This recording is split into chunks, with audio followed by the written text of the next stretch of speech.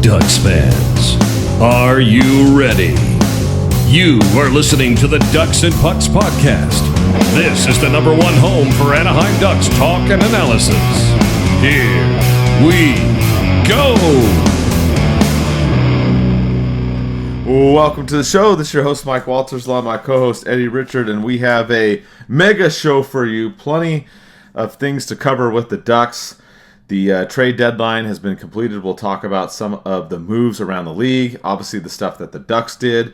And then we had Verbeek chime in on the trade deadline. He also talked at the Ducks migration event as well.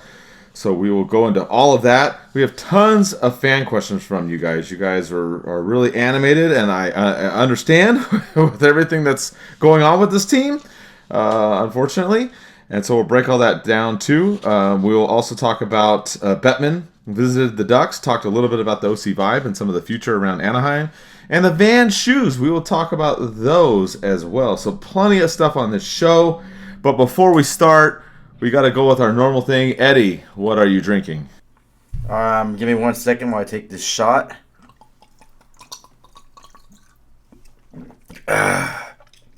Pink Whitney, my little energizer for just getting off work and jumping on the podcast right now. But drinking a Pink Whitney and went back to my Happy Dad, the Big Papa Fruit Punch Seltzer. I don't know, I like things with flavor. I came back from Cancun, Mike. All they had over there was freaking Dos Equis and a Tecate beer. So it's like, now I get to drink my seltzers again. And I had to like beg someone to give me Coors Light over there. So for drinking that Mexican beer for a week straight gets kind of old. But Cancun was fun. Way too much fun, more than I want to explain on the show. But a good time, nice little refresher and break. Of course, all the stuff in hockey starts happening when I'm over there, and I really can't really cover it that much, but it was good to come back and kind of catch up with everything. And good job covering it all, Mike, keeping everyone informed, including myself when I was over there, just too busy having fun to care about hockey. Yeah, it's been kind of rough covering the Ducks lately, obviously. The last handful of games, they've been getting smoked. There's just no other way to beat around it. It's been extremely rough with this team. I am drinking... And this is a new beer that I found, Smashed Pumpkin by Shipyard, which is actually pretty good. It's got a little bit of like a pumpkin pie kind of aftertaste to it, but it's not too sweet and not too strong. I like it. I found it at Mother's Store in Anaheim. 4 for $5, Eddie. You cannot get even one beer for that price at Honda Center. How about that? Oh yeah, the beers look cool too. So I need to try that when I go to your house. I'm planning to shoot back to probably go to your house sometime next week. I'm probably going to try to catch a game next week to go pick up my shoes that you got me. We'll discuss those in a little later bit on the show. But what liquor are you drinking? You're just drinking beer today, Mike? A little mild for a podcast show? No, I already did my Red Bull vodka earlier, so I warmed myself up. So I already did that. So now I'm just switching over to this Shipyard. We're recording before the Ducks Wild game, so anything that happened in the Wild game won't be in this show, but we're doing this right before that game. So yeah. So do you want to predict the score of tonight's game, the Ducks versus the Wild? Do you want to go ahead and just start predicting that? Well, I'm hoping we don't give up 6 or 7 goals. I don't know if we'll win. Maybe we'll lose like 4-3 or something. I would be more okay with that. I'm saying 5-2 Ducks loss. The Wild are really desperate right now, and they really need the points. As you saw them on Sunday against Nashville, they went ahead and pulled their goalie in the 3-on-3 overtime just so they can secure those two much-needed points. And what people were pointing out, too, that if you pull your goalie in overtime and Nashville would have scored, they would have got 0 points instead of the 1 point for the overtime loss. That's a kind of weird rule that a lot of people didn't know about until that night that happened. A lot of the players that when they interviewed them didn't know about that either. But yeah, if you pull your goalie in 3-on-3 overtime to get the extra attacker and they score against you, you get 0 points instead of the 1 overtime loss point. So they're a desperate team. So I see them coming out firing hard and trying to solidify their points and make a wild card push for the playoffs. Yeah, absolutely. That was a wild one. I was actually I don't know if I should say this, but I was at work and I watched it, and I saw that ending. So that was pretty crazy. The balls on the coach doing that. That's crazy. Just hey, it worked out in their benefit though. It made for a wild finish, but literally, yeah, that was nuts. One of my buddies at work, he likes the Ducks and the Wild, so he and I were watching it, and we just couldn't believe it. We were like, wait a second, he pulled the goalie. Wait, 3-on-3? Like, oh crap. Yeah, and then that rule that you talked about, I think a lot of people didn't know about that. So that was insane. It did work in their favor. I don't know if they're going to make it. It's really tight in the West. They're still behind, but there are teams pushing to make the playoffs. We have some big time moves on the trade deadline, which we'll get to right now. We'll talk about some of the league moves, and then we will talk about some of all the moves with the Ducks. So if you don't want to hear the league news or moves or whatever right now, you can skip ahead. We've got timestamps on the show that we have it all broken down by sections. And by the way, this podcast is part of Old City Sports Network, so check them out. We've got a lot of sponsors on there. They'll be in the subject line as well, and I will mention some of them later in the show. But let's get to the trade deadline. Eddie, what man, the Ducks were sellers, and we'll go into the Ducks and all that. But what did you think about these trades? We had a really crazy one with Carolina and Pittsburgh, my other team that I like. It looks like Pittsburgh now has just gone down completely. What did you think about this trade? Carolina getting Gunsel and Smith from Pittsburgh. How did you feel about this one? I mean, it looks like Carolina's going for it. We know Vegas is going for it. Your Avs are going for it. We got a few other teams going for it. But let's start with Carolina. What did you think? This huge blockbuster trade that happened in the middle of the night, too. I know a lot of the analysts were kind of throwing that out there that Carolina and Pittsburgh were working on a deal, but it didn't get done until the late hours of the night. But huge trade. The Hurricanes get a stud forward that's been proven consistently that he can score and provide that offensive punch, and it's going to make them that much more dangerous going into the playoffs, especially in the East. I can see them being, not a first-round exit, especially with a move like this. They gave up a lot. Pittsburgh did retain 25% of his salary, but you have to give up assets to get something. You can't just trade for a player of his caliber and not be expected to give up something. I know a lot of the Pittsburgh fan base was upset because they didn't get some of their top prospects that the Hurricanes had. But I think it was a hell of a return, and who knows? Maybe he goes and re-signs back with Pittsburgh, or maybe he goes and tests the free agent pool and goes somewhere else. But huge move, great move by the Hurricanes. You know what? Part of me wanted Crosby to get traded. I know a lot of people always talk about Crosby and McKinnon playing together, but that would have been so sick just seeing Crosby go to the Avalanche and playing with McKinnon. That would have been awesome to see. But I mean, Crosby's not going to go anywhere. He's one of those kind of old school leaders like Getzlaf was. He kind of prides himself on being on that one team for his whole career. And I mean, Crosby doesn't have anything else to prove to anyone. He's pretty much won it all. So the trade was just crazy, and it's a much needed one because Pittsburgh can't just have him walk in and lose him for not getting anything in return. So he's going to get a big payday. Jake Gensel back when his contract is up in the summer. But great trade. I like to see it. I guess a lot of these trades were not even on the deadline day anymore. These teams are trying to break the trades way before that because they know how competitive and how crazy that day gets. And some teams miss out on trades. And like even with the Ducks, the one trade deadline when they traded with Vegas, I forgot Danilov. They traded for him and ended up being nullified because he had a no trade clause. And that wasted a lot of time and work the Ducks put in for that trade. So a lot of these teams are just jumping the gun fast and trying to get those trades worked out before the trade deadline. Yeah, I agree with you. There was a lot of Ducks made one earlier too with Labushkin. I think we talked about that in the last show. I can't remember, but if not, we'll discuss it here. But you're right. It seems like teams jumped ahead. Carolina going for it. I mean, this return was crazy for the Penguins. They got Michael Bunting, Villacuevin, Vasilev, Panarov, Cruz, Lucius, and a conditional first-round pick and fifth-round pick. I mean, just insane. So blockbuster trade there for Carolina. It looks like Pittsburgh's trying to reload a little bit, as the Ducks have been trying to do. And then you had another really big trade, too, with Vegas, and they picked up Noah Hannafin from Calgary and Mikhail Romanov as well. And then Calgary retained 50% on Hannanoff, and they got back Danel Miramonov, and then 2 picks, a first round, a third pick from Vegas. So you had another huge trade, this one involving the Knights and now Calgary. They're loading up. Yet Philly was in on this one too, taking a part of this contract, another 3-way deal, which Eddie talked about 3-way deals on the last show, and the Ducks were involved in 2 of those. We'll get to those too. But, Vegas is loading up, man. And they also, I might as well just skip ahead and kind of mention this one too. They, at the very last second of the trade deadline, they picked up Tomas Hertl from San Jose for a couple third-round picks. They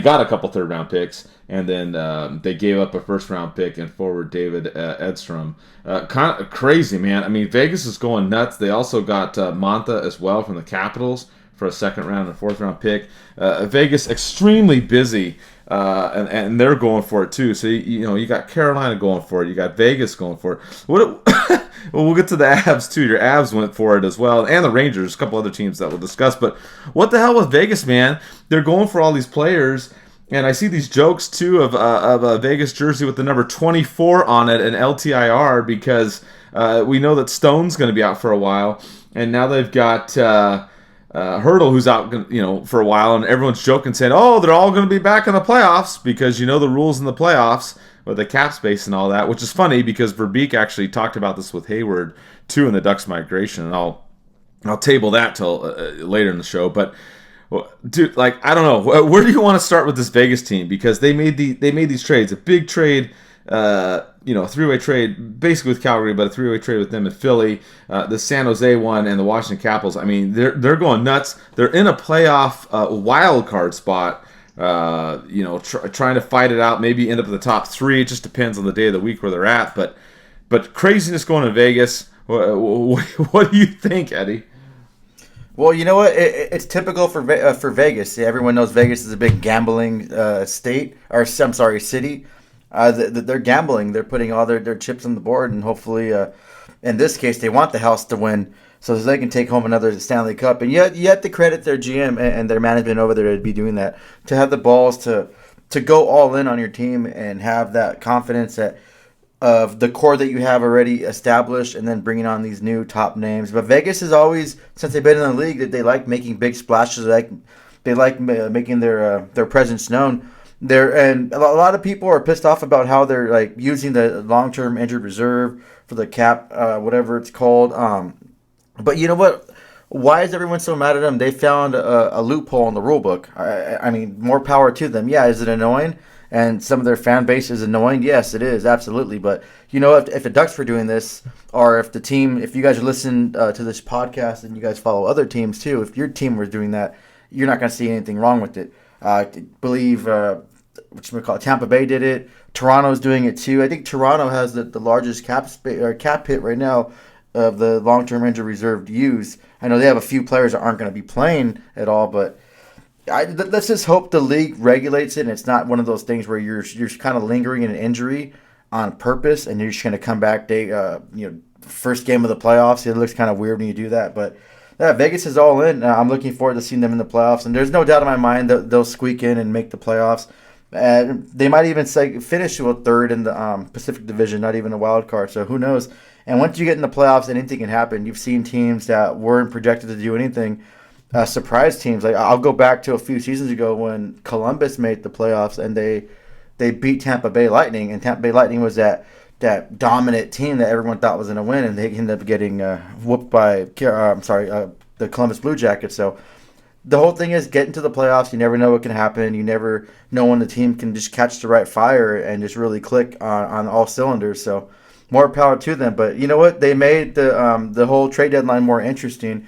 And yeah, that Hertl thing got in within the last few minutes before the deadline was even closed. They got their trade call in, and no one even thought about Hertl being shot by the Sharks. I didn't hear anyone talk about it, and his name wasn't even mentioned. And Vegas is not getting a rental; they're actually getting a player that has term in his contract. he still has a few more years I think he was on the second year of the new contract he signed. So let's see how it pays off over there. Knowing Vegas, it's going to pay dividends. They have a way of getting the most offensive ability out of their players. So, I mean, good luck to them. And, I mean, I hope they don't win the Stanley Cup again. But, I mean, more power to their management to making these moves work.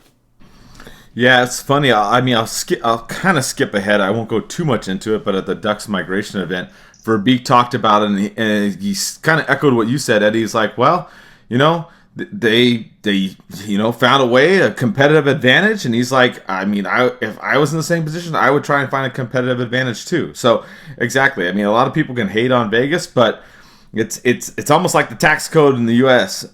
There are loopholes in it. If you don't know, you might want to get a better tax person because there are loopholes, and there's loopholes with this. So Vegas did that. We'll have to see what happens, and you're right. The Hurdle trade was extremely crazy because apparently they had reached out to San Jose in advance about this several weeks before, but it was kept extremely quiet. I remember watching, I want to say it was NHL Network on the trade deadline day and watched everything roll in, and when it came out the last minute, everybody was losing their mind. Nobody, like Eddie said, had any idea. So if they did reach out to San Jose in advance, they kept it extremely quiet, and they were able to work it out. So crazy deal there. So Vegas is going nuts. They're trying to go for it. Hurricanes are trying to go for it. They've got Frederik Andersen back, so we'll see how that works for them. You've got Eddie's other team, Colorado. They made some moves too. They acquired forward Casey Middlestat from Buffalo for defenseman Bowen Byram. And they also got defenseman Sean Walker and the 2026 fifth-round pick from the Flyers for Ryan Johansson and a first-round pick. And I get it looks like the Avs too were looking at Cutter Gauthier as well. So your Avs are in the mix too, Eddie. They're trying to make a run. Yeah, you know what? The whole Byram thing is kind of similar to Drysdale. It just didn't kind of plagued with injuries, has so much potential and upside. It just rumor was too that the Avalanche were in on Gauthier. They wanted to trade Byram for him, but I guess the Flyers wanted a little bit more, which they got from the Ducks, and I'm glad that trade happened. Middlestat's an interesting choice for the Avalanche. He wasn't a person I would have saw kind of being that they're kind of shut down top or second line center. He has big shoes to fill because the Avs been pretty much a gap in that department since Kadri left, and he was a big force to be reckoned with, especially in the playoffs. So it's going to be interesting to see once he catches up with how the game is played in Colorado and how their transition game is, and see if he can actually step up and be that person that can fill that second role. It's that second line center. But yeah, I do like him. I think he's gonna have more success in Colorado than he did in Buffalo, even though he is having a career season in Buffalo. So good for that. And they finally got rid of Johansson. When they picked him up, I know they got him at a reduced salary, like 50%, but I just didn't see him working out with the Avs over there. I didn't see that. He's always just been kind of a whiner, kind of crybaby player, lazy in my opinion. So, but yeah, they went in on Sean Walker too. So that just kind of, once they made that Sean Walker trade, you kind of knew that someone was going to go. People were saying Gerard, people were saying Byram, and it happened. So hopefully, especially they're my second favorite team, so I hope they can get some magic and they can go and get their Stanley Cup. They say McKinnon's going nuts too. So I'm reading my notes right now, and McKinnon's just going absolutely bananas in the points that he's getting. He's been I can't remember the last time he hasn't scored any points at home. I think he's a lock right now for the MVP of the year, and just the way he's playing, lights out. Great player. I got to see him his rookie year when I was stationed over there. I got to watch him kind of just develop and grow into the player he is. He deflected a puck when I was sitting at one of the games that actually hit me, and I have that puck, the game-used puck, and he signed it too. So that's pretty cool to see this franchise future Hall of Famer player just kind of come into his shell, and really like all the hard work he puts in is paying off. But yeah, they made some interesting moves too, and they just. It was like all Avs day, just Av after Av after Av, just trade. It's like, whoa, what are they doing? They're crazy. Like McFarland and Sakic are not playing around. They really want to go for it. Yeah, and Colorado's in the mix. They're battling it out. Like you said, they're in first place in the Central right now. And Vancouver is in first place in the Pacific. Vancouver has just got a couple points ahead of Colorado. They both played the same amount of games, so I'm really curious to see what's going to happen. Before we go to the East, there's a couple moves there we'll talk about real quick before we get to the Ducks. But what about the Kings, Eddie? They looked like they tried to get Allmark and it didn't work out. So they're still in the mix too, but they weren't as busy at the deadline as I thought they were going to be. Yeah, I was really surprised at Rob Blake. They're usually making these big moves, these splashy moves, to kind of project them into a better playoff position or more success in the playoffs. They desperately need an upgrade in net. You can't just go in the playoffs with what you have right there, especially the Kings. Dubois hasn't really found his footing in home with the Kings, which is unfortunate for them because they signed him to that long-term contract. A lot of the rumors are saying that Pierre-Luc Dubois was going to go back to Boston for Allmark. But that doesn't make sense to me at all. Like, why would Boston take that long of a term and a contract of a player that's kind of been unproven, bouncing around teams? And he's been kind of proven to have some kind of attitude and work issues, work ethic issues on teams he's been on. But yeah, it seems like Allmark nixed the trade. He has a modified no trade clause, or he has some kind of say where he wants to go or where he doesn't want to go. So that was the reason why that trade fell through. But yeah, it was surprising that the Kings didn't do more. I was expecting them to at least bring in one big name, at least upgrade their goaltending, like someone like Jake Allen or something like that. But they didn't. So I guess they're either comfortable on what they have, or just the market was just too crazy at the time it was, and Rob Blake just didn't want to risk future assets just for a temporary kind of a playoff run. So, I mean, I guess it, in a way, it's kind of makes sense for them because you can't really stop here and say, like, hey, Kings are going to be a Stanley Cup winning team. Like I said, you never know what happens in the playoffs, so you just can't see them watching their games and watching how they play. So I think it was, I guess, the right move for the Kings not to really do anything, not to make any moves at the deadline. So we're going to see if they can have some kind of success, get some chemistry going. If not, then, I'll be happy. I don't want the Kings to win another Stanley Cup, so I'm not going to sit there and be sad if they lose in the first round. Yeah, I'm tired of the we won 2 and you won 1. Yeah, whatever. If you guys can count. Yeah, exactly. That's great, but you still didn't win the first one in California. So whatever, LA. But yeah, I was surprised they didn't do a whole lot. I thought they would be more in the mix, but the Pacific's going to be interesting.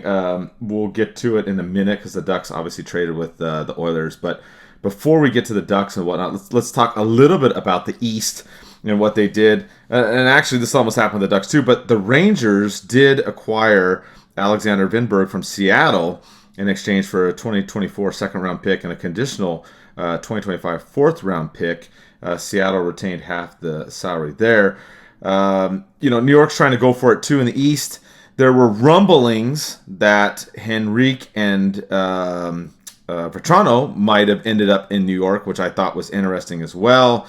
I talk about this now just because we're going to this here, and we'll talk about the actual trade in a minute. But New York's going for it, and I thought it was interesting because Emily Kaplan talked about it and said that New York thought that the Ducks were asking for too much because the Ducks were going to get a first-round pick, and Capo Kakin, which Eddie, you had talked about him on the last show being in the mix for the Ducks. It sounded like the Ducks almost got him. I kind of laughed at this. I don't think that it was too rich for the Ducks. Or I'm sorry, for New York doing this deal with the Ducks. I thought it was the other way around. To me, trading Henrique and Vetrano for a first-round pick and a young prospect, to me, I would have thought New York would have fleeced the Ducks. I did not like that at all. I thought that was just dumb in my opinion. I won't go too much into the Oiler deal, but I thought that was more of a better deal. But New York, the Rangers, another team trying to go for it, Eddie. Yeah, I guess Chris Drury just kind of dropped the ball on that one. I think that would have been a fantastic trade for the New York Rangers. I think it would have been a little under asking for the Ducks just getting a first-round pick because let's stop and think. The New York Rangers are not going to be a first-round elimination. They're probably going to make it second round, if not the Eastern Conference Final. So that first round is going to be kind of a glorified second-rounder, if you want to say that.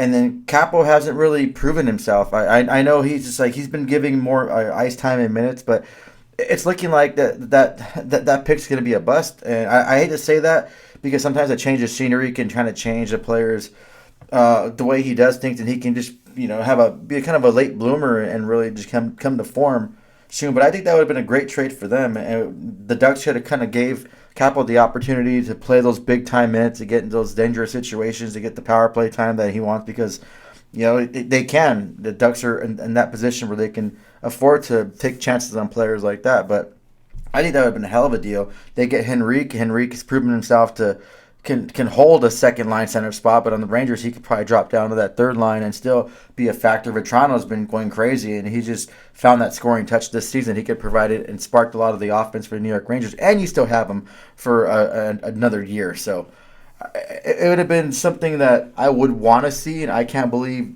Chris Drury nixed that trade. Maybe there's more to it than we know, than the analysts know, that the GMs don't really want to talk about. Who knows? But that's crazy to me. And I think the Ducks could have gotten more trading Vetrano and Henrique, and then just a kind of falling down top prospect and a first round / glorified second round pick.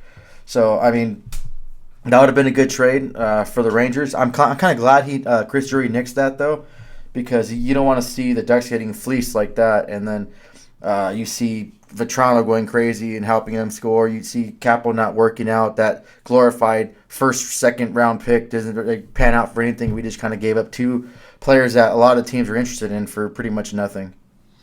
Yeah, I'm with you. I mean, we talked about Kako, and I mean, we were interested in him, and I'm down for the Ducks trying to get him, but you're right. It's kind of a question mark with him. So, if you're going to trade Henrique and Vetrano, get a first and a questionable prospect, I wouldn't have been happy with that at all. So I'm glad that it did not work out.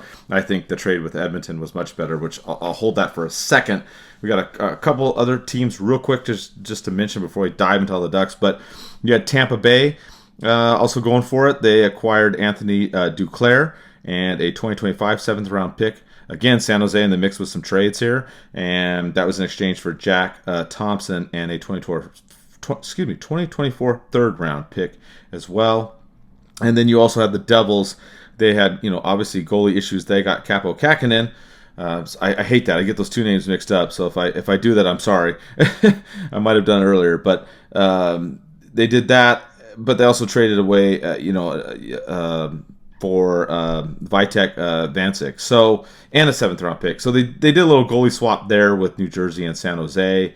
Kind of expected that. They were, kind of in the mix looking for that. But those are kind of really the other things in there. It looks like Tampa Bay's trying to go for it. Any thoughts on Tampa Bay or New Jersey before we dive into the Ducks, Eddie? No, I think it made sense for New Jersey to trade Vanacek away because they went and acquired Jake Allen.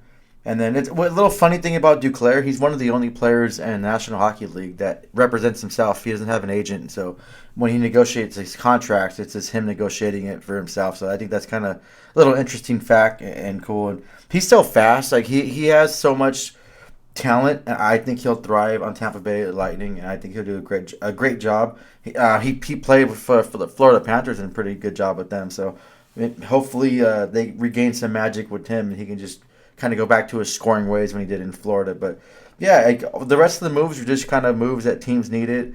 More offloading, teams picking up extra cap. Then using that third player trade for prospect or for picks and stuff. I think that's a good idea. It's a way to help out teams with the salary cap and stuff like that. And I kind of like the way the salary cap is. It's not that high, so teams have to make this. It makes it more interesting when trades come in. Yeah, and it's funny. We might as well dive into the Ducks now. But you mentioned these three-way trades, and I was cracking up because the Ducks made one, not two, three-way trades. I was like, oh, okay, they're going to do a couple of these, and the Ducks were sellers again, which wasn't really a surprise. But we had some trades. We had Lyubushkin going to Toronto, Carrick and Henrique going to Edmonton. The Ducks got Ben Myers from your Colorado Avs. And Jacob Perreault went to Montreal. Really the main trade, all the trades the Ducks did. Nothing really earth-shattering. We kind of Knew Henrique was on the move, obviously paired with Carrick there. Kind of break down some of these trades. Lyubushkin going to Toronto wasn't really surprised. I talked about this on a Leaf podcast called Offside Hockey Talk. We had talked after the Ducks got blown out to Toronto, which kind of a theme for the Ducks. We like getting blown out lately, sadly. But after that game, we had talked to those guys, and I told them that I said I could see definitely a trade happening between the Leafs and the Ducks. And it happened. Lyubushkin went over there. The Ducks retained 50%. They got a third-round pick in 2025. And then some of these third-way deals, as Eddie was talking about, Carolina jumped in there. They took also 25% of that salary so they could get a pick from the Leafs, a sixth round in 2024. And then they sent the signing rights of prospect Kirill Slepets to Carolina. So it's kind of not really a big deal. I mean, the Ducks went again with their strength, the depth, and the blue line. Moving this out, getting another pick. The Ducks have a crap load of picks coming up in the next draft. They have 7 in the first round, which is crazy. But what did you think, Eddie? I mean, we can kind of go whichever one of these trades you want to talk about. What did you think about the Lyubushkin one, or Carrick and Henrique? Obviously, they were getting traded to Edmonton. The Ducks got back a first-round pick, which is what I wanted them to get. And then they got a 5th-round conditional pick if Edmonton wins the Cup. Another 3-way deal, as well as Tampa Bay jumped in there, and they took part of the salary to get a pick. Kind of a theme here in these two trades. But what did you think about these trades, or just the Ducks trade deadline in general?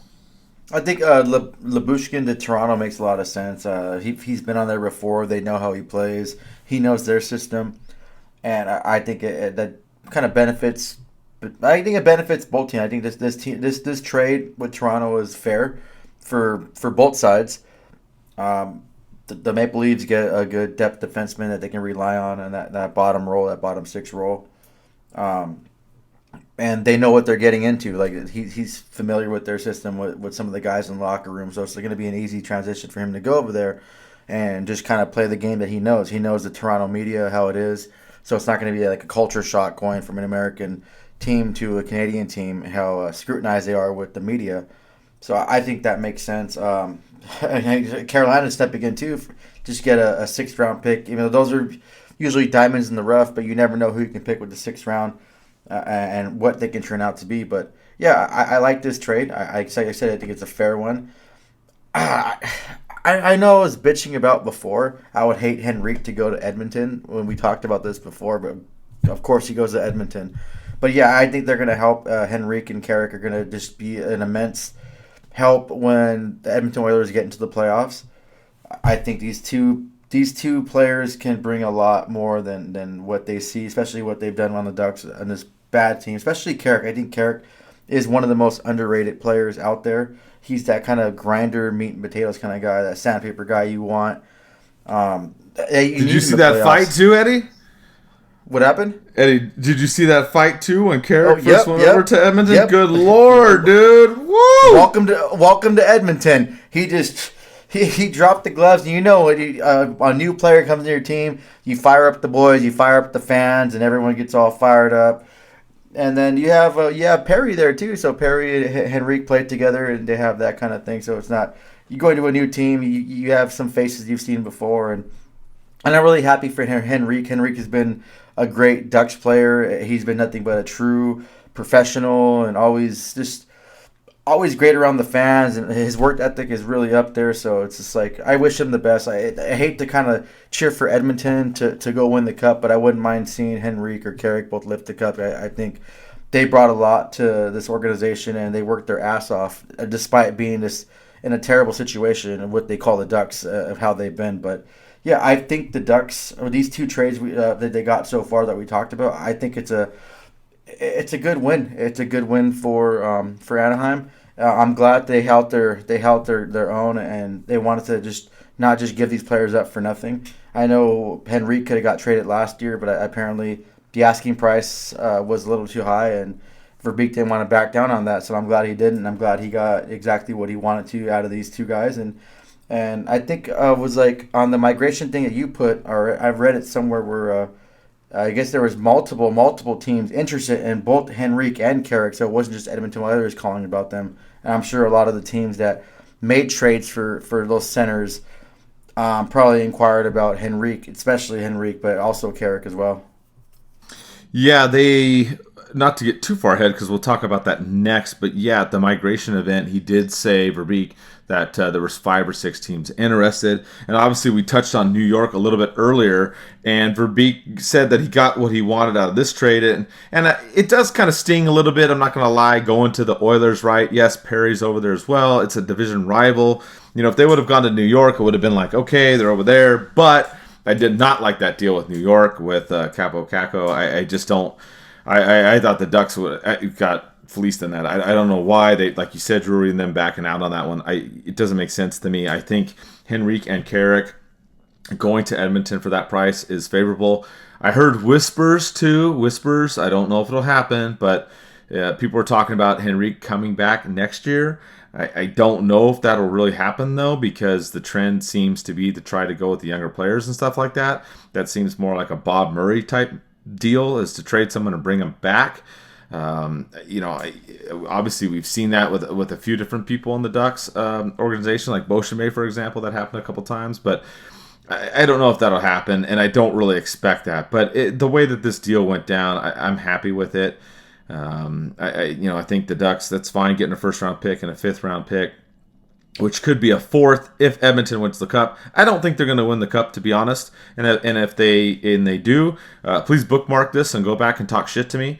If Edmonton somehow does win the Cup, I just don't see them. I don't know. You still got Vancouver up there in the mix. You still got the Knights in the mix and the Kings. I don't know. And then even going to the other division with Eddie's Abs, I mean, I don't know. And they've got some teams battling it out over there too. I don't know if they'll do it, but I'm good with this. And I think the other move that kind of offset this too was Ben Myers. The Ducks picked him up from the Abs for a 2024 fifth-round pick. Basically a replacement for Carrick. Some of these games that I've seen, obviously the Ducks have been getting blown out lately. We're not covering the recaps on the show because there's really no point. You've seen them, and you've seen me post the scores and the recaps. You can read all about the blowouts if you want. But I think I like what I've seen with Ben Myers so far. He was coached by Cronin in the AHL. Verbeek was also familiar with him in Detroit, he said. So, I like that he goes in the corners. I like his, energy in front and around the net. I mean, Carrick's an energy guy too, same kind of thing. So I think he's kind of a younger replacement for him. Obviously, Carrick and Verbeek, getting up there in age, in their 30s, right? Because that's older in hockey terms or sports terms. But I did like that. I think that's kind of a replacement. They, sending off Perreault too as well to Montreal for Jan Mysak. That was just, to me, two AHL guys not working out, and see who will work out. But that's pretty much the moves, Eddie. What about Ben Myers? Anything you saw with him at the Avs? I think he could help out and work out with the team. Obviously he's not going to be a top 6 guy, but I could see him as a bottom 6 guy, providing somewhat of a spark for this team. Yeah, and it kind of goes back to, you mentioned Detroit. They tried to get him to sign with them when he was after the college, and he was having the teams he can pick to sign with. That was on their radar. They wanted to get him, but then obviously he signed with the Colorado Avalanche. I just think that the Avalanche are just too deep of a team, and he just couldn't crack their lineup and be there consistently. And then they kind of sent him down, and they didn't want him to play that last game because then he'd be if he played that last game, he'd be waiver eligible. He had to go on waivers, and then now I think he's eligible to become a UFA now with the amount of games he's played. Now with the Ducks, I had to go back and look, but I'm pretty sure that that's the case in this. But I think with Ben Myers, I think he's the kind of player that will. I think he'll stick around. He has more opportunity with the Ducks, especially with the Ducks being where they are. The other game against Chicago, he was in the starting lineup. He was in that they boasted up to the top line, just to give him a little look there. So he has all the opportunity right now to thrive, and then he's playing under a coach he's used to. So I think that factors into it. So on this thing right here, I think this was a good trade for a 5th-round pick. That's you kind of know what you're getting, so you can't really hate on that. And I like this trade a lot, and I think he'll re-sign next season, and we can see what he does when the Ducks are hopefully a little bit better. Interesting about the Perreault trade to Montreal. Listening to reading another article, and I totally forgot. I had it written down about the article that came out. But I guess Montreal, the whole thing is why they swapped these two prospects is Montreal wanted someone more French Canadian, I believe it was, and that aspect of it, and he was. So I think that's part of why this trade kind of happened, of what I've read. This one we have to wait and see. Just hopefully, I know this the player we got back was a kind of a stud in the Czech league and stuff like that. So we have to wait and see on this one. And then we just picked up the waiver pickup, and yeah, we have games to see how these players go. If not, we can just bolster them up for San Diego next season. Yeah, exactly. William Lagesson was a depth signing, as I wrote about in the article, and then Verbeek basically confirmed what I said to help with the blue line, because obviously the Ducks have had so many injuries this year. Which has just been crazy. And we'll go into that basically this next segment here. The Verbeek gave comments on the trade deadline on the Ducks stream. And then he also went on, he had the event, the Ducks migration. It was the second time I went to that as well. I put out an article on that where I spent a couple hours transcribing what was said. I got a majority of it on there. There's also a video version of it on YouTube as well. And Verbeek, breaks down, his thoughts on all this and everything.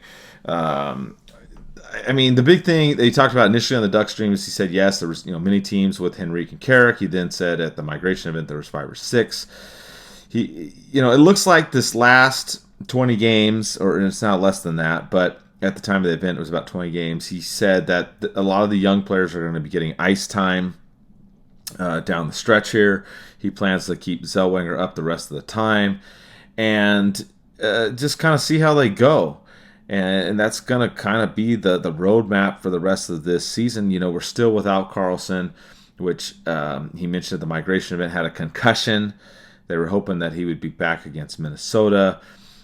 He's been practicing as well. I've had injuries, left and right. Obviously, Terry and McTavish are back. So, it's just letting these young guys play the rest of the way and seeing how they're doing. An interesting thing was he was asked about Gibson, Vetrano, and Fowler and whether or not he was going to move them in the summer. Brian Hayward asking him that on Duckstream, and he said no, he doesn't plan to trade them unless it, quote, makes sense or improves the team. So I thought that was interesting. So it doesn't seem like he was ever trying to move any of these guys. We also knew that Zegras, too, he came out and said that he was not shopping Zegras, which I think all of you listening to us, we already all knew that. Someone else didn't and wanted to throw that out there. So so Zegras also still, in the obviously on the team. He's been practicing. We're not quite sure when he's going to be back. But Verbeek's not moving these veteran guys at the trade deadline. He feels like the deadline they were sellers. He doesn't want to be a seller again. He wants to improve the bottom 6 with their scoring and speed. So a lot of good things were said on the Duck stream. A lot of things at the migration event too. But obviously after that the Ducks had some rough games and whatnot. But what do you think about Verbeek's comments? It seems like he's got his mindset in the right direction. He also talked to Eddie about the Ducks being in a transition, because they asked at the migration event, hey, are we still in the rebuild? And he says, no, we're in a transition from the rebuild to a playoff team, which I'm not really buying that right now, at least the way they're playing right now. We can talk about it for next season, but kind of what are your thoughts on the initial comments from Verbeek, at the Duck stream and migration event? What are you thinking about the status of the team? Because we got a lot of questions that we'll get to. A lot of you are not happy, and we'll address them. I don't know if he's trying to identify this Ducks team as a playoff team next year. Then he's kind of delusional, and I really want to find out what he's drinking so I can partake in that, because I need a fresh take. I need to get a reality sometimes. I work too much, but this Ducks team's not going to be a playoff team next season. You can tell they've made strides going backwards from what we've seen in the last 3 games, and we'll talk about it a little later. I do want to discuss that Chicago game with you, Mike, but this team is just effing terrible. It's hard to watch. It's stressful. It's like I have to crack open a beer, and then halfway through the period, I'm drinking liquor now. watching the Chicago game with my brother, it's like my brother's like asking me like, is team that bad? Like, I don't know. I don't know how you can say you're in a transition phase. I think you're just making these cute little words like Bob Murray used to do back in the day. Like the politician Bob Murray would always say the right things and know what to say and get everyone fired up. And you're reading to it. Like, remember I mentioned a long time ago about Bob Murray. Like, he's that kid that elementary kid that's running for president, and he's gonna say like longer recesses, and he's gonna give free chocolate milk and candy and all that crap, and everyone gets all excited and buys it. I'm not buying it. I'm tired of words. Action speaks louder than words. I want to see a product on the ice that reflects on what you're saying. I'm not gonna sit here and just take your little cute words for it. No, I think at this point, myself along with all the other Ducks fans have been patiently waiting for this team to transition to the team that we know they can be. Tired of hearing, oh, we have the best prospect pool. We have this. We're gonna do this. We're gonna do that. Yeah. Come on, it's time for action. It's just, I'm tired of hearing the words. Maybe he in his heart he believes it, and the plan in his mind is more than what I can see. But like I said, I'm just tired of hearing these damn words. I want to see some effing action on the ice. Yeah, I mean, that's a lot of what people are talking about. We had Jay Agretti17 ask, realistic time frame, Ducks are playoff bound again. R. Romero, when will this team go to the playoffs? And Eddie and I talked about it before. We said they're still a couple years out. Verbeek is talking about the Ducks going into transition and being, competing for playoffs next season. As of right now, I would say no. Can that happen next season? Maybe. I mean, part of it is they have had all these injuries. They've not had a full team this season, which is part of it. Another part that he's talked about is that he wants to add a top 6 forward right-handed shot because he feels the Ducks have too many lefties. Some of the names that people have been throwing out there and other people in general, they talked about Reinhart and Stamkos and Marchessault, Lindholm, Toffoli, Teravainen, Gunsel, who just got traded, obviously, Duchesne. That a lot of these names out there. Can the Ducks go pick up somebody to add to that top 6? And like I said, the bottom 6, he wants more secondary scoring and speed from as well. So for me, the answer right now is if they're a playoff team next year, I say no. Now, if they can be healthy and pick up some people in the summer, that's what I want to see, if that's going to change anything. With these 7 picks in the first round, and he did talk about it. They asked him, hey, you got all these picks, these first 3 rounds. Is it possible to trade up? And he said, yes, of course, anything's possible. Or obviously trade for other players, like some of these as well. I think his intentions and his mindset are in the right place, Eddie. But can the Ducks get there? I don't know. Another thing that he touched on, too, is he talked about Cronin, accountability, the way stuff has gone this season, how everybody's had to adjust and learn this system. And he thinks that next season it'll be easier for these players knowing, like, hey, this is what the expectations are. Where this year it was kind of like, well, we went from Dallas Aikens to Greg Cronin, a little bit different. I'll give him a little bit there on that. But as far as next season, I don't know. I want to have high hopes. I want to be excited. But here we are again at another end of the season, and we're sitting here battling it out with the Chicago Blackhawks and San Jose for the top 3 pick at the bottom, of the league again. And I'm tired of it. He was also asked too if they were going to be sellers at the trade line next time, and he says no, he doesn't want to be sellers. He wants to be a team that can compete and go for it next year. But it's going to be a tough go of it. I think a big key is, what do the Ducks do in the offseason? Does he go out and get someone to help the top 6 or not? And, what happens with these draft picks? If he sits on the draft picks, that's fine. I get it. You got 7 picks in the top 3 rounds, but at some point, you need roster players to make this team better. You can't just keep going, well, we're going to get all these high draft picks. I'm all for that. You need high draft picks. You need to always reload, no matter where you're at. Whether you're going for the cup or you're going for a wild card or you're at the bottom like we are. You always need draft picks. You always need, fresh people coming in. But I really feel like the Ducks need to add somebody, like some of those names I mentioned. I mean, Stamkos might be a little bit up there in age. I like him. Marchessault I like, Teravainen I like. I mean, those are some guys that you can maybe add in the mix and do some damage and mentor the guys. I mean, they brought in Gudis, has been phenomenal. Killorn, not so much in the beginning, but then he had a 4-goal scoring streak. He started to heat up. I still think this team can benefit from at least one more person to add in the mix. And that's kind of where I'm at with this team. Eddie, what are your thoughts?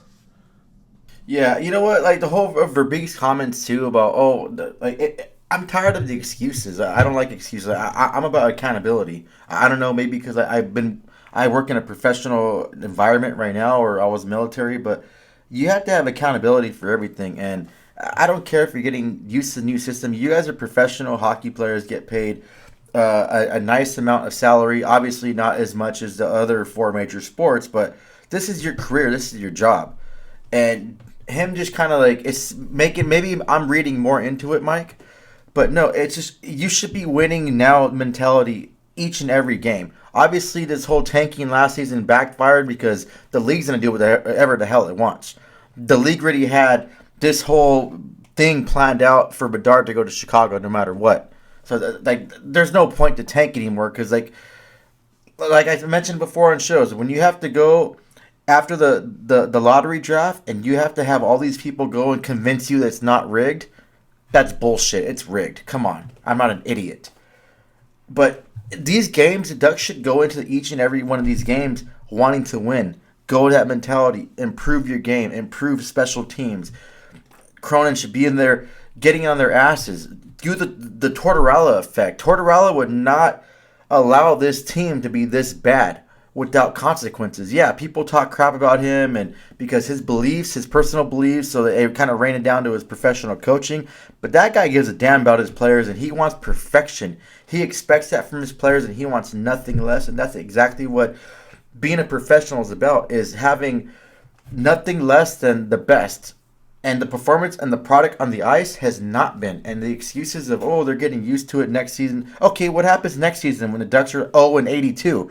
What excuses am I going to hear then? Oh, well, it's the sophomore season of Cronin's coaching title. No, I'm tired of it. Make these players accountable. Someone screws up, bench their ass. I don't care how it pisses them off or whatever. Make them earn that spot back. Something has to change because this is ridiculous. The last 3 games I watched have been some of the most horrible games I've ever seen the Ducks play. This is going back with, we had our previous coach, our GMs. It's just, this team doesn't seem to give a shit. There's no heart. There's no passion. And it's sad to see a professional hockey team. I'm embarrassed at times to wear my Ducks hat or say I'm a Ducks fan. It's just so, there's like no pride or passion. Have some pride in your game. Not just pretty much lean over, put your tail between your legs and go on your back and just expect the belly rub from something after that. I don't know. That's just my take on that, Mike. That's what frustrates me, and I wanted to bring that up too, like the whole accountability thing when you were talking about Verbeek's comments and everything like that. Yeah, and I mean, we might as well talk about it too. Like you were saying, these games, these last ones have been so bad, and then you had this last one against Chicago, and I posted the video of the melee at the end. I call it the chaos in Chicago. I mean, I did see some heart there, in the fighting, there was heart there, but you're right, in terms of the overall play, I mean, it was, I can't remember at the time, I think it was 6-2 or 6-1 or whatever the score was at the time that the stuff went off, but, we had people ask, you had Cynical Surprise ask, can you rate the Ducks brawl fight from the Chicago game? Rider Boy 143, what did you think of the fight with Gibson? And, yeah, I mean, you had that mix-up. You had the whistle blown. You had McTavish going at it at first. Then everybody gets involved. You had Mintakulov knocks out Reese with a bloody nose. You had Gudis going at it. And then, what's-his-face? Mrazek getting in there. And then, of course, Gibson comes in and rips his mask off.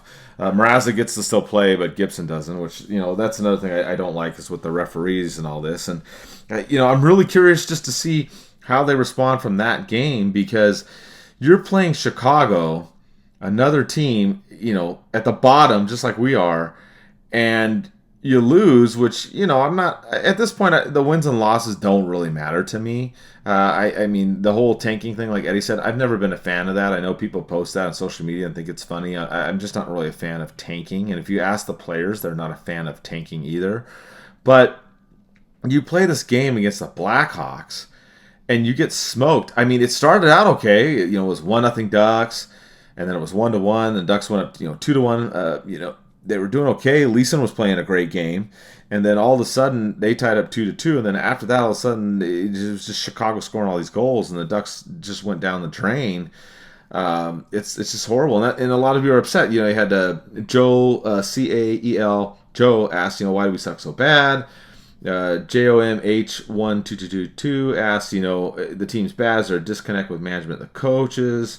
Latin Bear SOLN, when does the pain stop? You guys, a lot of you guys are frustrated. You're asking us these questions. And there's a lot of issues with this team. A lot of issues. And Eddie and I talked about it in the last show, and we'll talk about them here again. But the heart thing is a big thing Eddie talked about, and I think that goes back again to who's the captain on this team. There is no captain. There's no leader. I think recently McTavish is the one that I'm kind of pushing for, the way he's leading and fighting and doing these things on the ice. I think Terry's a little bit quieter. I don't know if he's necessary captain material now. It's kind of where I'm leading towards that. Getting adjusted to the system, like Eddie talked about, it's like, okay, well, what are we going to do next year? Injuries have been a problem. Special teams have been horrible lately. Horrible. The Ducks are giving up goals left and right on the penalty kill, and the power play isn't doing anything. We started out the season like top 10, top 15 in both, and now we're in the bottom of the league. So there's that's just part of it that's going on. And these injury things too, don't get mistaken. Don't be surprised if it comes out later on that McTavish and Terry aren't 100%.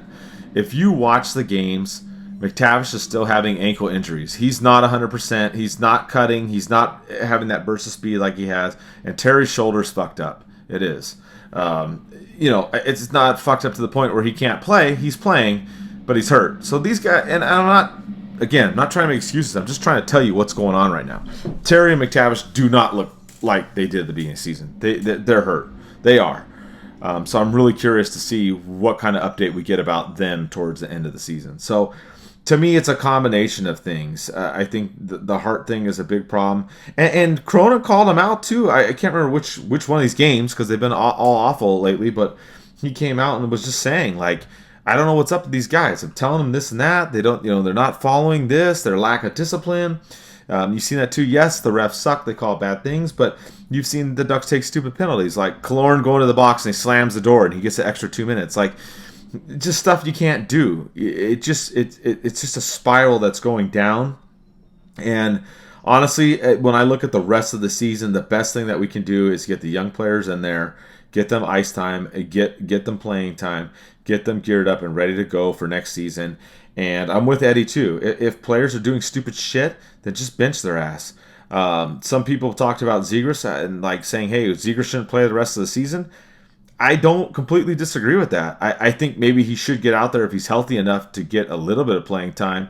But if he sits to the rest of the season, I'm honestly not. I wouldn't be that upset about it, because this is just another lost season, sadly. I mean, it is what it is. I hate to say that, but I gotta be real here. This is a lost season, unfortunately. The team has not gotten better the way we wanted them to this year. I do like, Vetrano and Gudis, and even Killorn's picked up. I do think there's some bright spots on this team, but a lot of the problems I see, Eddie, is this team plays as an individuals. They don't play as a team, and I think that's part of the issue as well. Yep, and like we keep harping and mentioning it, and I don't care if your ears are bleeding for me, that bitch. Like, I think it's like every single show I bitched about this, but there's no leadership, there's no captain. Like who's there to hold you accountable? Like, you don't want someone that just rotates the alternate captain, just kind of like overstepping the boundary. But like, be like Drew Doughty from the Kings calls out his team because they care about individual stats more than actually team wins. You had Jaguar back when the Avs had their atrocious season, calls out the team. Like, he went on the whole reporter saying that these players care about more going to Vegas and doing all that stupid shit in the summer, then they actually care about winning. It doesn't matter if the team's in last place, you're still professionals. Jagir, like these players are called. I guess it's the old school players, the older players that have that more pride and care about it. These younger players, it seems like, and I might be wrong, but it seems like, hey, well, we're dead last now. Who gives a shit? Let's just go out there, run through the motions, and go and have a good time, plan our summer trips, and not give a damn about winning or having pride. And that's just, I don't know, that just frustrates me. It's just like you can't teach that kind of away. And I wish that someone from the Ducks would step up, a player would step up in the media and just be like, yeah, we're playing like shit. These players, no one cares anymore. Everyone's so checked out, and really call them out. And no one really has done that because I don't think anyone feels that they can. They don't have that leadership. There's a lot of players are still new. I can see McTavish going out and saying that. I think he'd be a good captain, and he's doing it all. There's not a complaint on McTavish. I can see maybe some of the penalties he takes here and there are dumb, but it's just pure frustration or I don't know. It's just this team is. I don't know what's going to fix. How's it going to start fixing this team? I think the first thing you need to do is you got to get a leader in there. You have to be like, hey, you're the captain. This is your team. You're going to hold them accountable. You're going to be that sergeant of arms too. If players are screwing up, you're going to sit there and be like, hey, like whatever the captains say when the coach isn't there, and to get their team fired up and to get them kind of playing their best hockey. It's not fair. And I do appreciate all the fan questions, all the fans still listening to the podcast and still throwing the questions in and still reading our articles and stuff like that. I appreciate that. And then my article I wrote, I did the recap for Chicago. I said, if you read this far, go ahead and retweet it, and I'll send you a signed puck. So I think George was one of the people that retweeted. So we'll go ahead and send George a signed puck.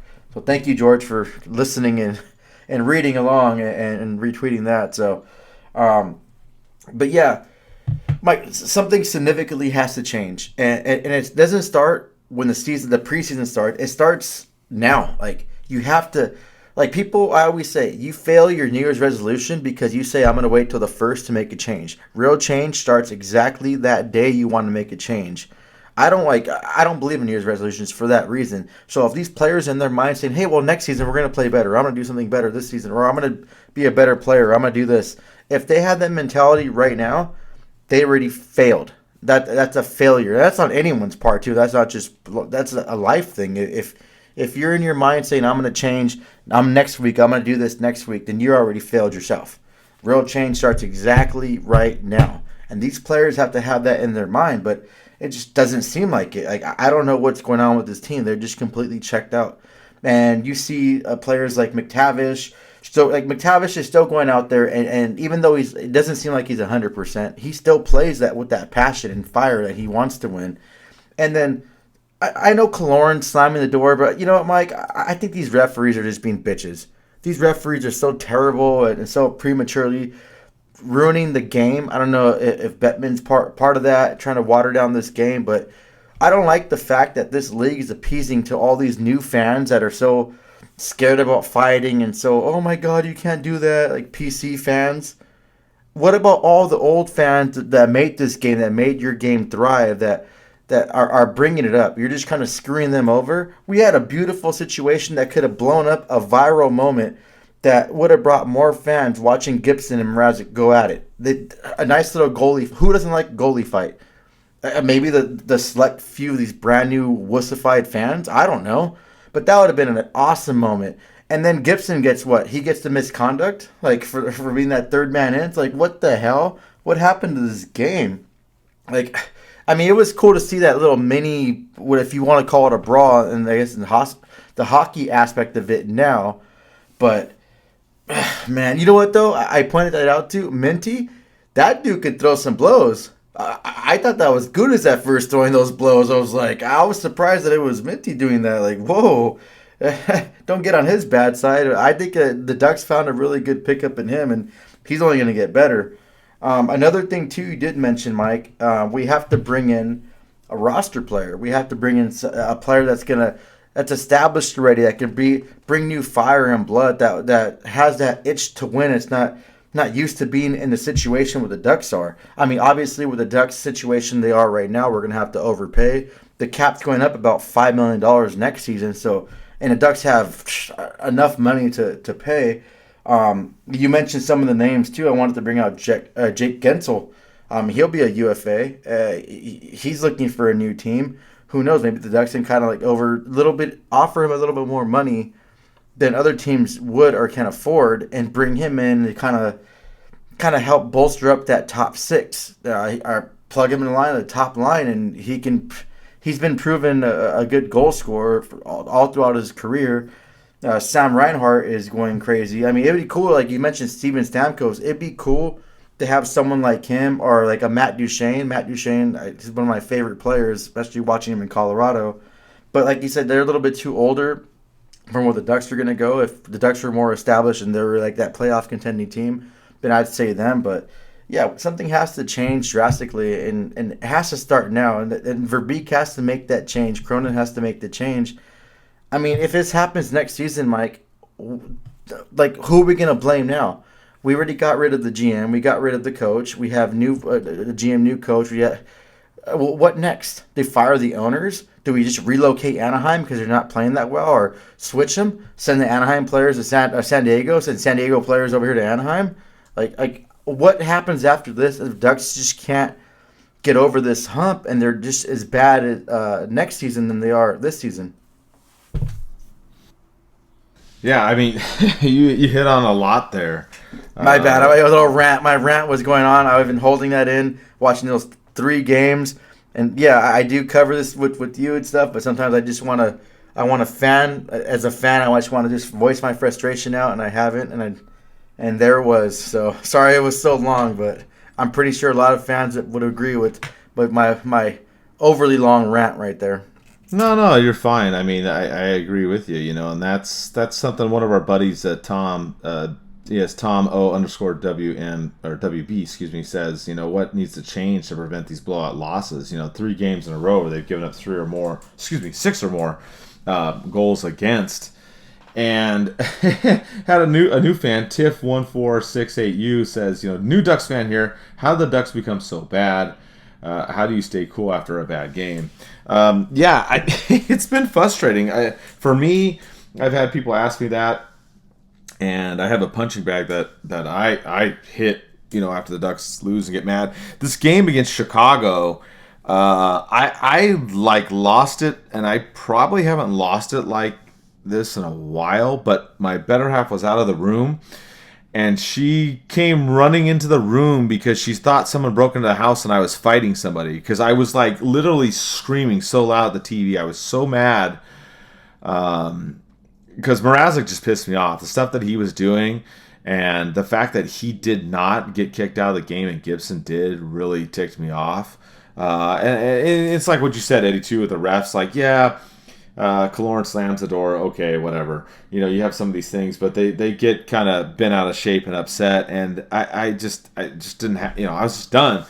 I was just pissed. But yeah, my better half was like everything okay? What's going on? Like, she came running in the room because I'm super passionate about this team. Those of you that know me, not just through doing this show, or just through social media or whatever, people that actually know me in person know how I am, and I was so livid that night. I had a hard time sleeping after that game against Chicago because I was so mad that A, they're a shitty team, and B, they destroyed us on the scoreboard. I was happy, like you mentioned, Minty. Holy crap, that guy came out of nowhere. We knew Gudas could fight. We already knew that.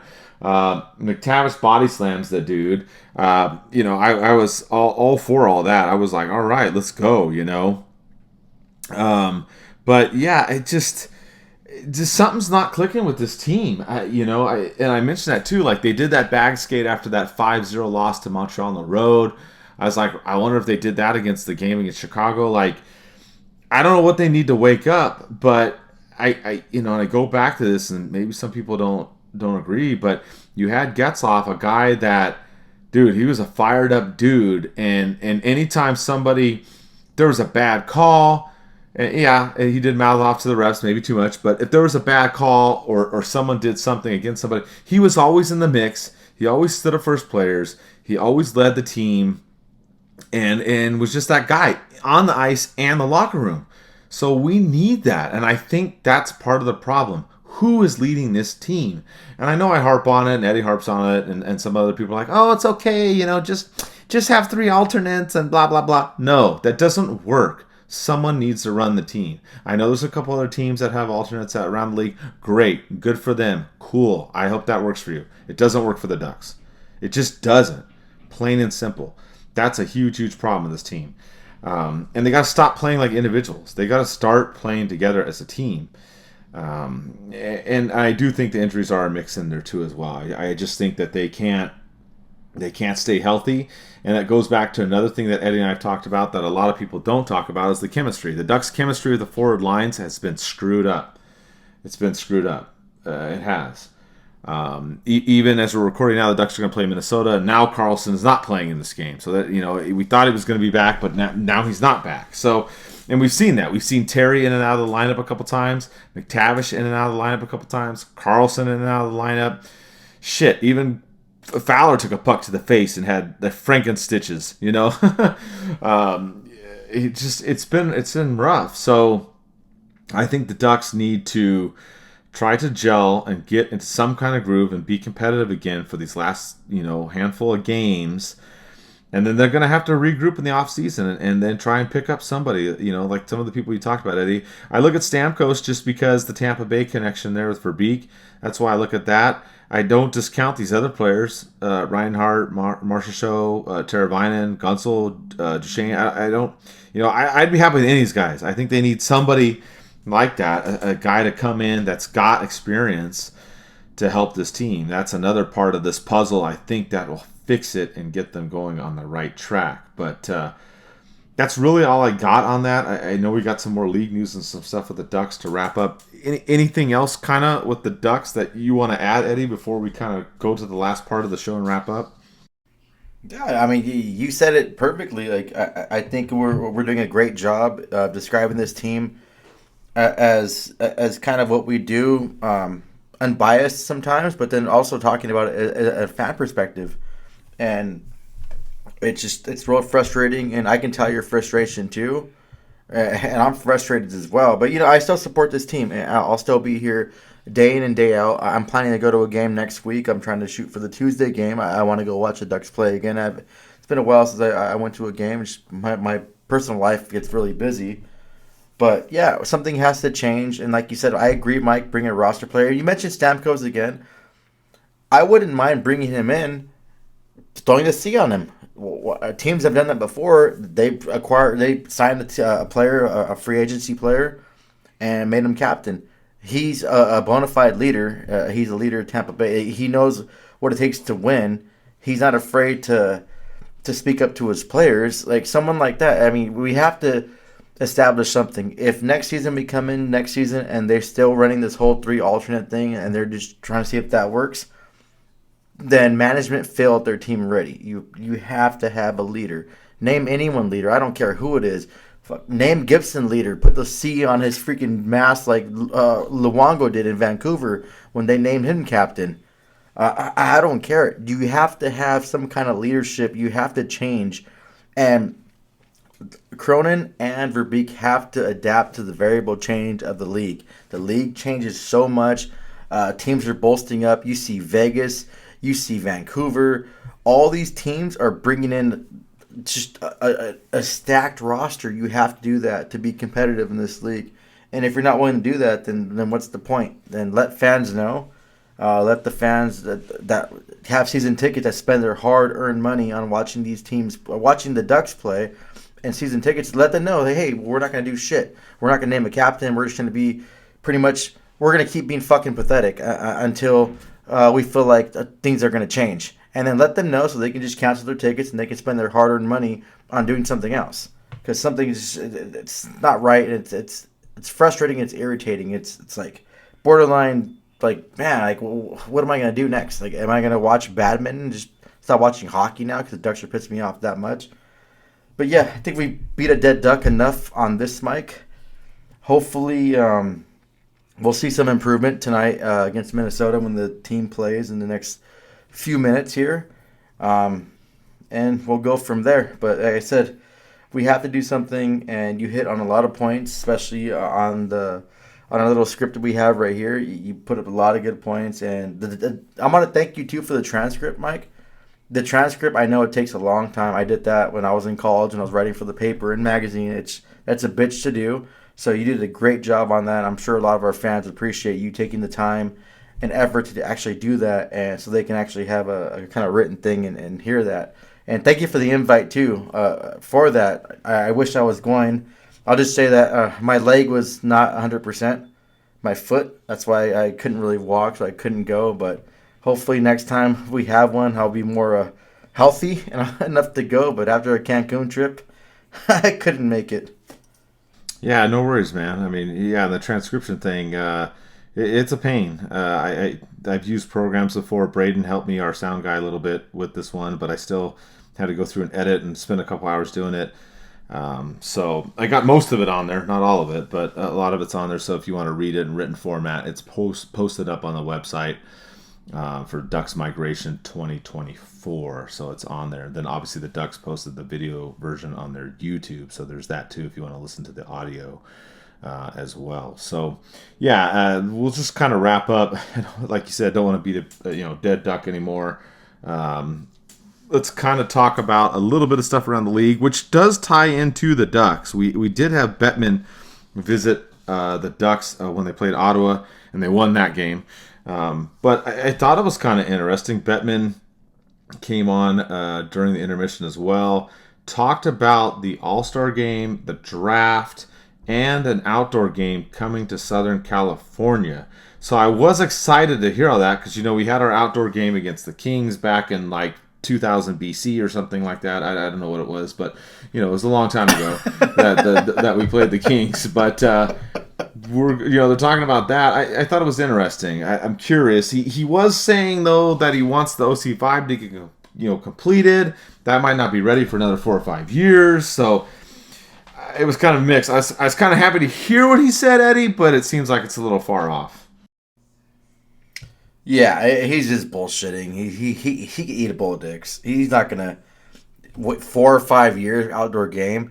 No, I'm sure the only outdoor game we're ever gonna have in the next few years is if the Chicago and Anaheim become like powerhouses and they're just complete rivals, and he can benefit off Chicago anyway. Like, there's no way he needs to step down. Like, we need someone. We need new blood to kind of go forward this league. He's not going to do crap. He's just one of those Bob Murray politicians. He wants to say the right things because he was at the game. He wants everything we're going to hear. No, we're not getting an outdoor game. Don't get that. The All-Star game, go ahead and give the Ducks that. No one cares about the All-Star game, so I'm pretty sure we'll get an All-Star game in the next few years because no one gives a shit about it anymore. The only good thing about the All-Star game was Michael Bublé on mushrooms. That was awesome.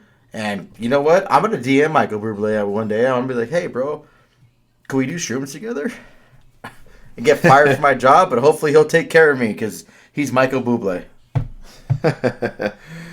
Yeah, so kind of along the lines of that, too, they've been talking about expansion, and we've mentioned that before. It seems like this Atlanta thing is kind of picking up steam. You have Anson Carter heading up this group.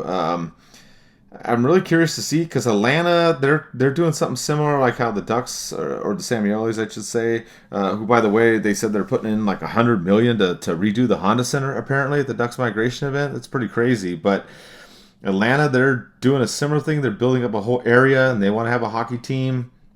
I'm really curious to see how this pans out. For those of you that don't know, Atlanta actually had 2 hockey teams in the past.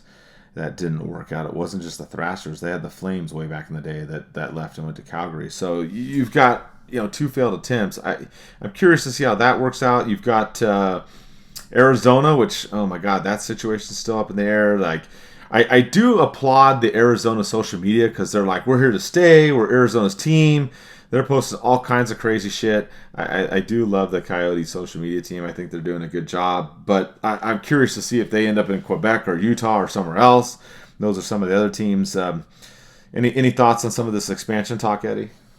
Well, I mean, you failed twice. What's the point of bringing it back to Atlanta? You're not going to succeed over there. Obviously, the fan base didn't want the Thrashers. I mean, it'd be cool to see them back, the logo, but if I were to pick a team that I want to see an expansion or a new team, I'd go back to Nordiques. I mean, I guess the whole Colorado fan thing of me, my second favorite team, Nordiques, but I'd see like a team that it's going to thrive.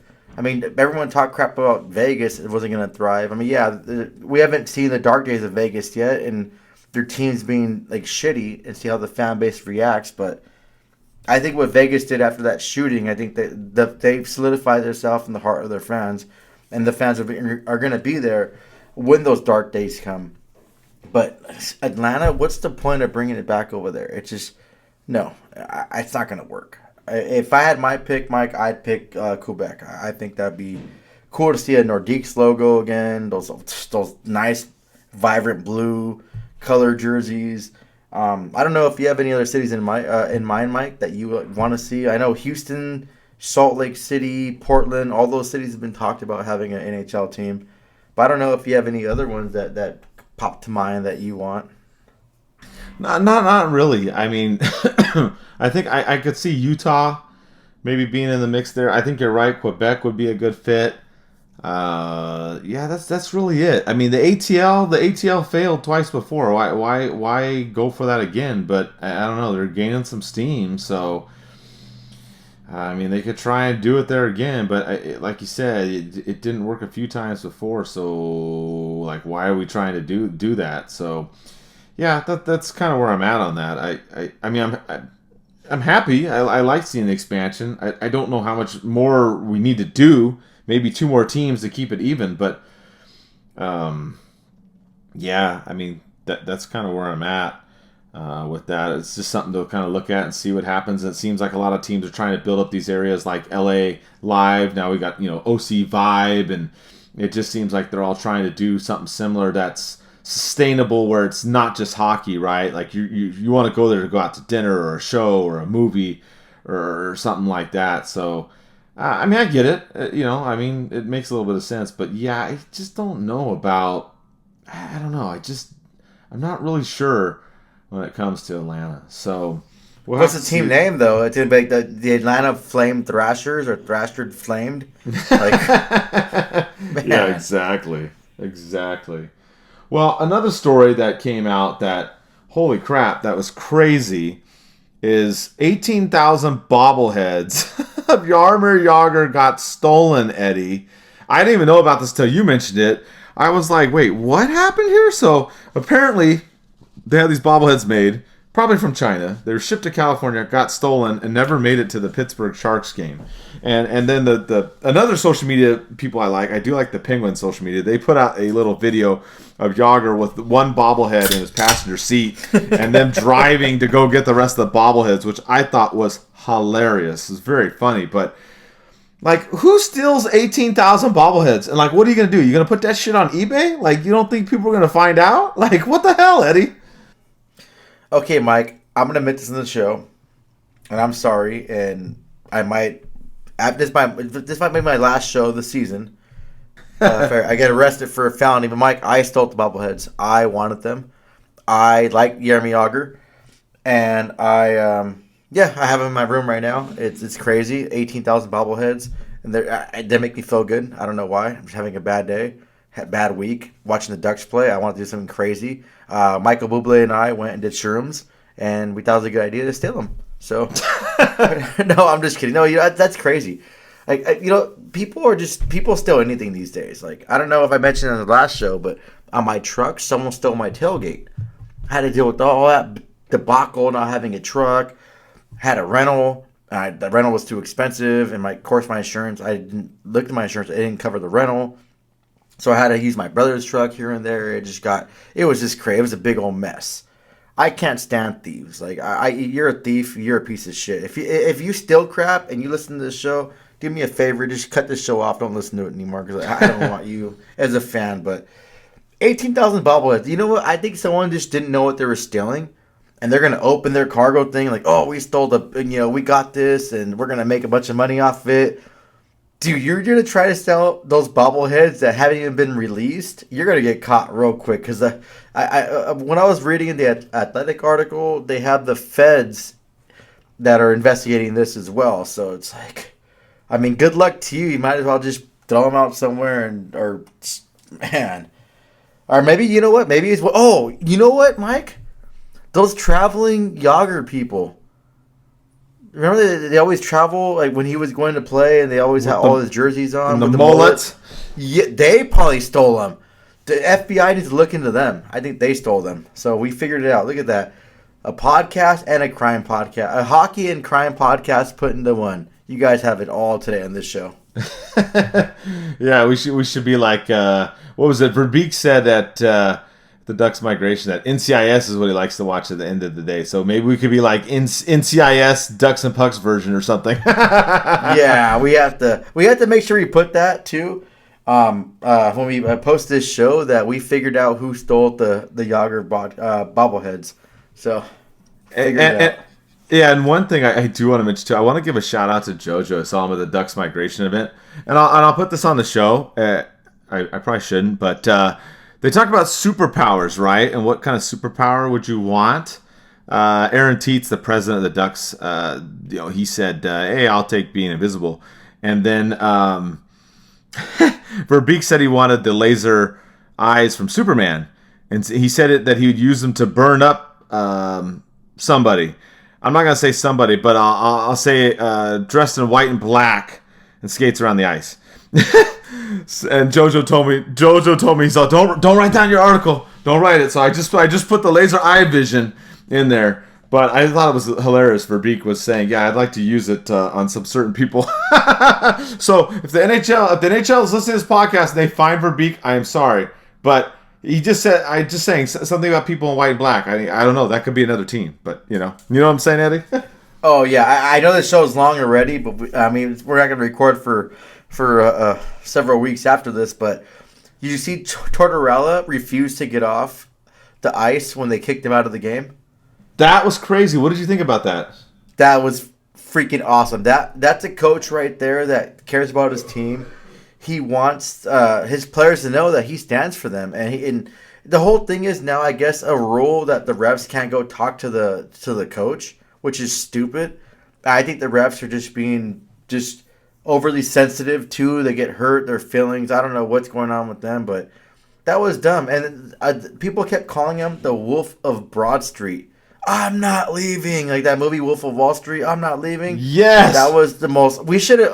I forgot to bring this up, but we should have called Jesse about this and talked to him about that and see his thoughts about it. But that was the funniest thing in the world.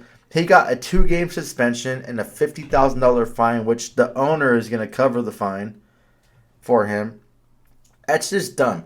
It's like he wants to talk to the referee and find out what's going on. The referee should go and explain it. Yeah, I know Torts is Torts. He's heated up. He's gonna go into a shouting match. At that point, the referee can just skate away and then go about his business. But you're just blatantly ignoring him.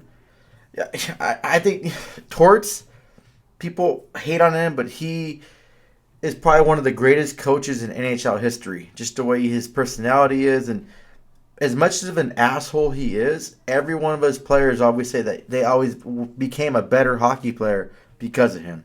So you really can't hate someone like that. Like, all he cares about is his players reaching their full potential and winning, and that's all that matters in this game. This is a game of hockey. It's professional sports. The product is winning. It's not just being mediocre. Yeah, I mean, he's definitely got the passion, man. I mean, it's just crazy. And we saw Cronin get, in similar trouble earlier this season. So, you may not agree with the yelling or some of the tactics, but you got to love the guy's passion. The last thing that we will wrap up with is, hopefully you guys got some of these Vans shoes. Kind of a crazy thing that happened. The Ducks had a compilation or a collaboration with Vans, and they had 3 pairs of shoes.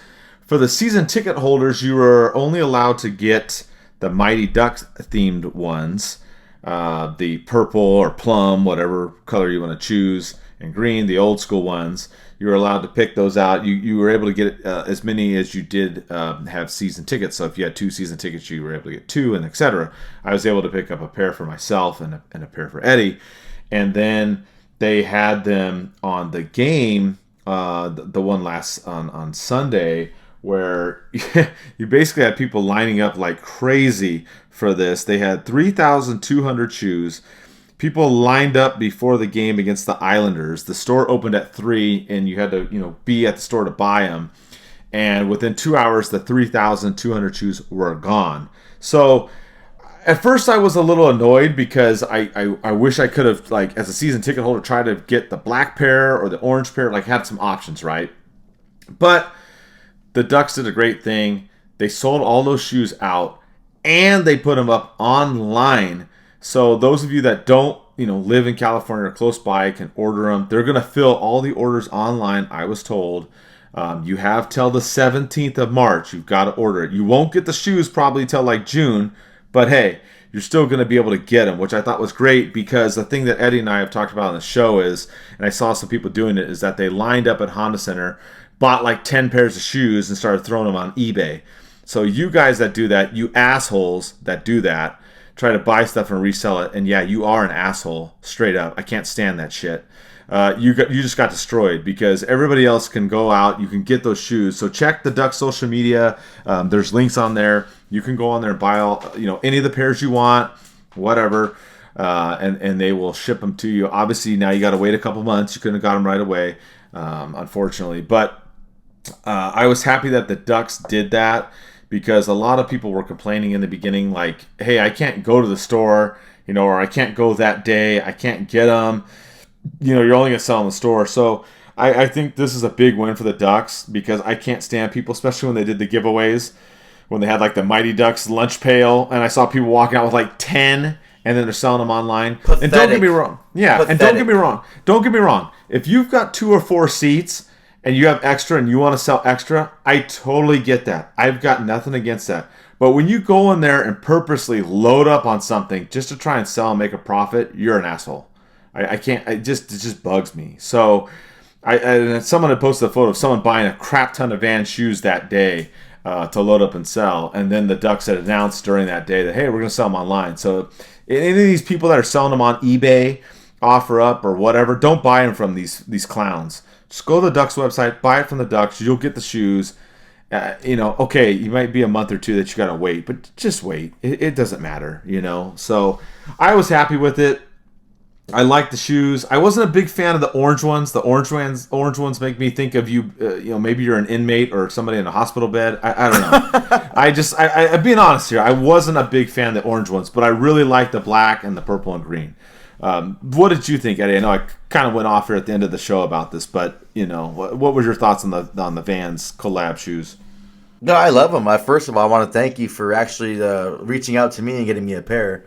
Because I was like, I wanted to go to the game, but just coming back from Cancun, I had I'll call it a leg injury or ankle injury. I was a lower body injury. I'll call it like that. And so thank you for getting me that. But yeah, the whole thing is like when you resell things, like, okay, so I do it. I have things that are precious to me that I don't want to sell, but you know what? I want to invest my money, and I collect a lot of currency now. Like coins and foreign currency, and I have a African note that I'm selling. I don't want to sell it, but I'm going to put prices on things that would get me to budge. I have jerseys that are rare. I don't want to sell them, but I'm going to put a huge price on it that would make me sell it. Like more than people would buy. Now, if you buy it, then that's cool. I get a big payday and you get a jersey or whatever. But it's just these people that go, especially the giveaways. It's so pathetic when it's a free giveaway and you're at the game posting it on OfferUp and eBay or whatever. It's like, if you do that, I mean, I'm not trying. No, you know what? Fuck you guys. I'll say it. That's my opinion. I think it's pathetic to do that. A free giveaway, like yeah, if you want to just sell it at a reasonable cost, I guess for your ticket. That's good, but some people take advantage of that, and it's like, man, it's just. I'm glad the Ducks went ahead and post that link so you can buy those shoes, and it's gonna kind of limit what people can do and kind of take advantage of other fans. That's all you're doing is taking advantage of other fans just to make a quick buck. You're not even making that much money. You're making a few dollars, and I guess if you need that kind of money, then maybe you should reevaluate your life and do something different. But you know what? The shoes are good, Mike. We'll get back on this topic. The shoes are nice. The purple ones are great.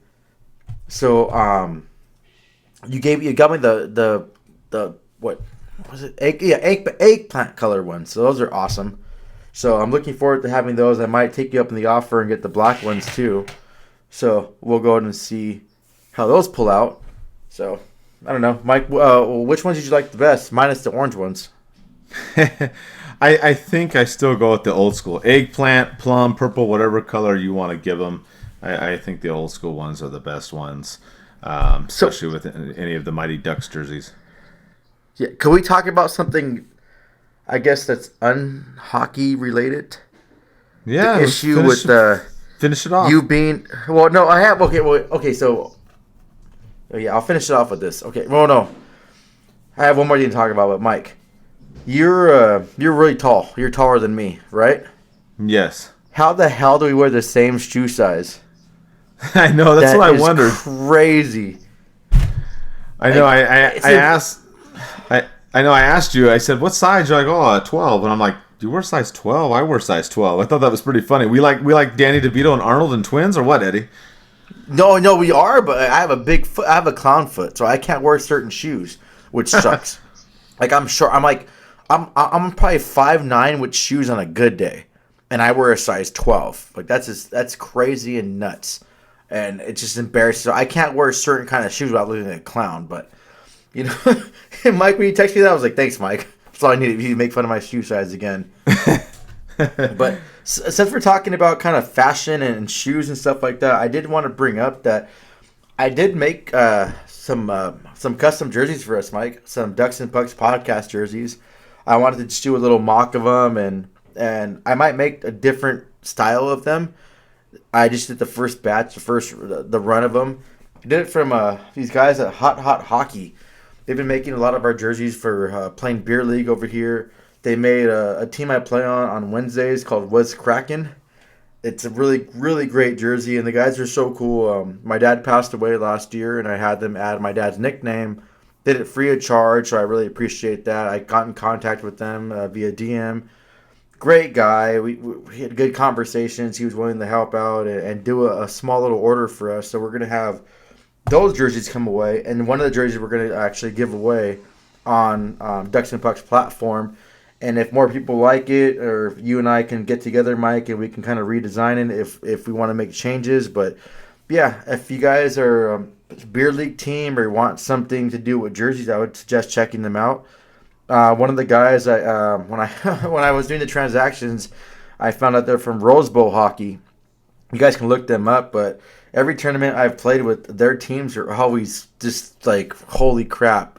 Like, they make you work for the wins, and it's always a good battle. So I just want to thank them over there at Hot Hockey, Rose Bowl Hockey, making the jerseys and the passion they have on creating something that you want and making sure it's to your liking, and they'll make changes and everything like that. Definitely not an ad read at all. I just want to give a shout out to how they've treated the whole business thing and making these jerseys. I'm looking forward to getting the finished product. And like I said, we'll go and give away one of the jerseys that we're getting, and hopefully we'll kind of make some more. And if you guys want to buy them, let us know, and we'll go from there. So.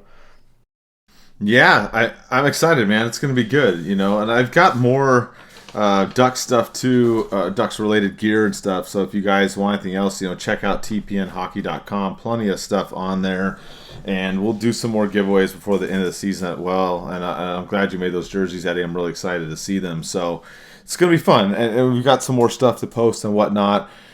And obviously we'll keep rolling. We probably won't do another show till maybe the end of the season unless something crazy happens in the next couple of weeks, but we'll probably have one towards the end to kind of wrap it up. And then obviously, we'll gear up for the draft and the summer free agency and whatnot. I just want to thank you guys for the support throughout this season. Tons of fan questions on the show. I couldn't even get to all of them. There's too many. But we appreciate it. We've seen the growth, especially on Instagram. Love you guys. Big support. And also, like I said, we're part of Old City Sports Network. Make sure to check us out on there. There's a lot of good different companies that we work with. For example, one of them that we have on there is SeatGeek. You can use promo code Old City Sports Network for 20% off your first purchase. So check that out. And there's a bunch of other sponsors listed in the description box there as well. So, that's it. I'll wrap it up. And, thanks for the support. And let's go Ducks.